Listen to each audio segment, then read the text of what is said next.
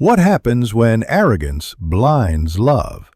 Imagine striking a stranger only to discover she's the one person who could change your entire future. This is the shocking story of a millionaire's fiancé who hit the wrong woman, never realizing it was the groom's own mother. James Anderson had never imagined that his life would come to this. A cold, lifeless cell in a maximum security detention center, his freedom stripped away by an immigration issue that felt as though it had come from nowhere.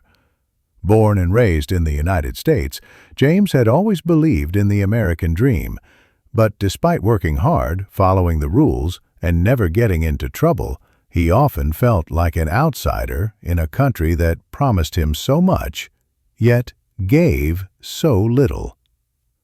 His dreams of prosperity and success had been shattered by one bureaucratic error, an expired visa he hadn't even known about. The guards didn't care for his story. In their eyes, he was just another statistic, another man of color trapped by a system that too often crushed the most vulnerable. His cell, with its dingy walls and dim light, felt like a cruel metaphor for his life.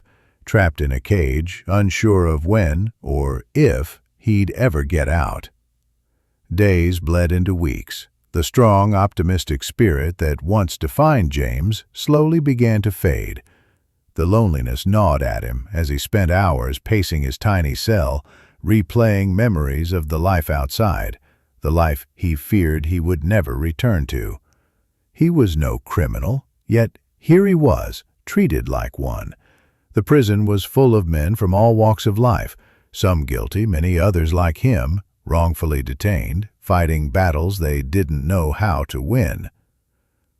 Among them were Marcus, a Jamaican man whose case had dragged on for over a year with no resolution, and Tom, a quiet soul from the Philippines, who rarely spoke but whose silence carried an air of wisdom. These unlikely friendships became James's lifeline, giving him strength in a place designed to strip it away. Still, every day was a fight, to stay sane, to stay human. He forced himself to exercise in the cramped space, read any book he could get his hands on, and keep his mind alive. Yet, no matter how much he tried, the emotional toll was heavier than the physical one. Some nights James lay awake, staring at the ceiling, wondering if this would be his life forever. Then, one night, something happened that would change everything. As James lay on his thin mattress, the sound of high heels echoed through the corridor.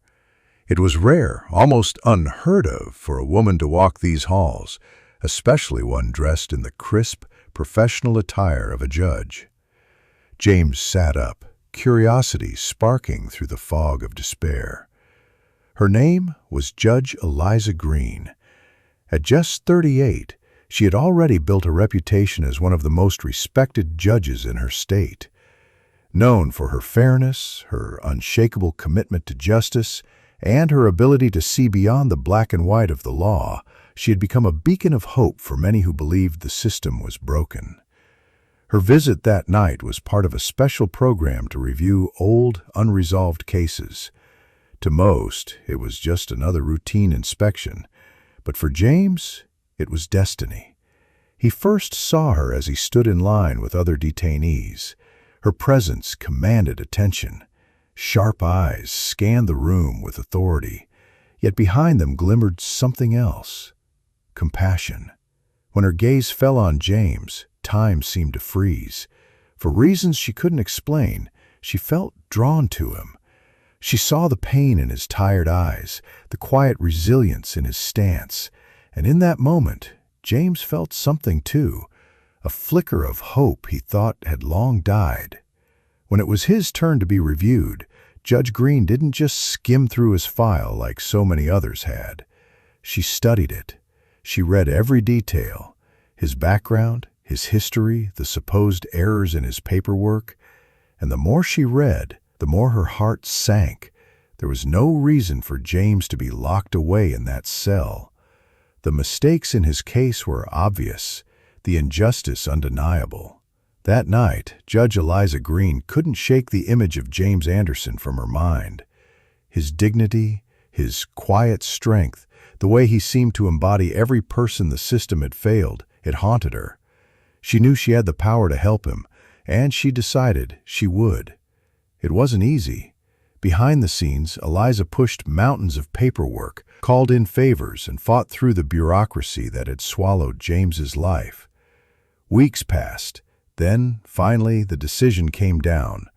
James Anderson would be released. When Eliza visited him with the news, James could hardly believe it. His lips trembled, his eyes filled with tears. For so long he had been abandoned, forgotten. To know that someone had fought for him, that someone cared, was almost too much to bear.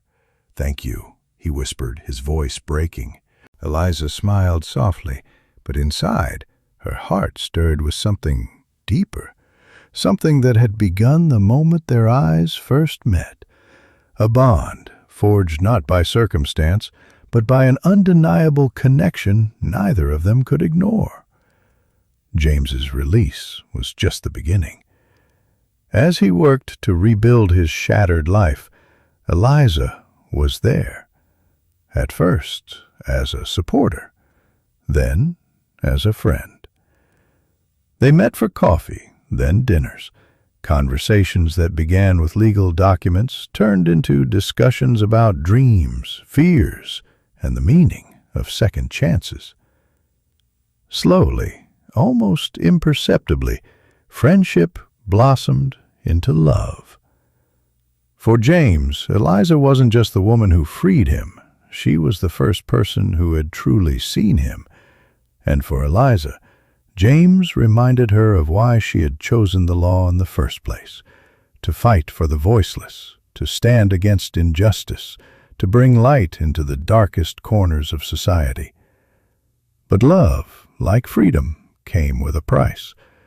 Word of their growing relationship spread through Eliza's professional circle. Whispers turned into accusations. Colleagues questioned her judgment, claiming she had let her emotions interfere with her duty. Some even suggested that her decision to help James had been compromised from the start. Eliza was faced with the hardest choice of her life: protect her career or follow her heart. She had spent years building her reputation, climbing the ranks, and earning the respect of her peers. But as she looked at James, the man whose life had been torn apart and rebuilt beside her, she knew there was no decision to make.